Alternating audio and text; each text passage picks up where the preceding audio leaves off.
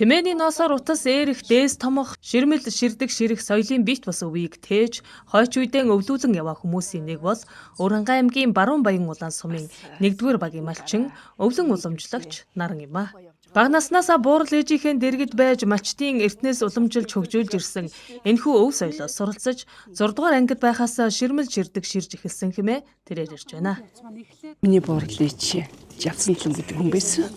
Тэгээд Жавцанлам гэдэг хүнээс би ерөнхийдөө 6-р ангиас өсвөл тэрэгтэн байсан болохоор бас ойр зургийн би чихийг ингэ мэдэрнэ.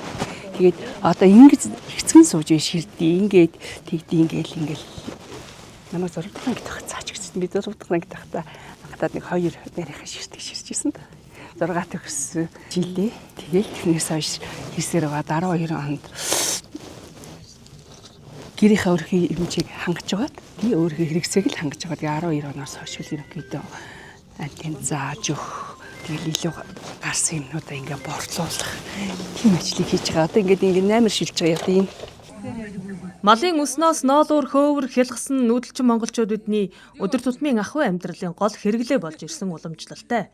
Тэмээний ноос, зогдор, адууны дэлсүүлний хялгас, сарлагын савг, хөөвөр, хоньны ноос, ямааны ноолуураар гэрийн эсхий туурга, хувцас, эд хэрэглэл гээд бүх төрлийн зүйлийг гар аргаар хийж ирсэн түүхтэй арт түмээ. Энэхүү бит бус өв соёлыг хойч үе залуустаа сурган өвлүүлэхийн төлөө тэрээр хичээн зүтгэж явна. Би бол ингээд хүнд нэг загас барьж өгснөөс нэг загас барих аргын зааж өг гэдэг чинь Монгол ухаан юм болоо да. Тэгээд тэр ухаанаар явуулчих юмсан залуучуулаа гэж боддог шүү дээ. Болсоо та.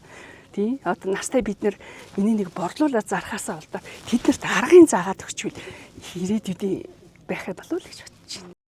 Ноос сэмэлж утас ээрж дээс томхон уламжлалт өв соёлоо хадгалж авч үлдэхээс гадна оюун санааг төвлөрүүлж, ой тогтоолтыг сайжруулдаг, мөн хүний хос тархийг жигд хөгжүүлж тэнцвэртэй ажиллагааг дэмждэг байна.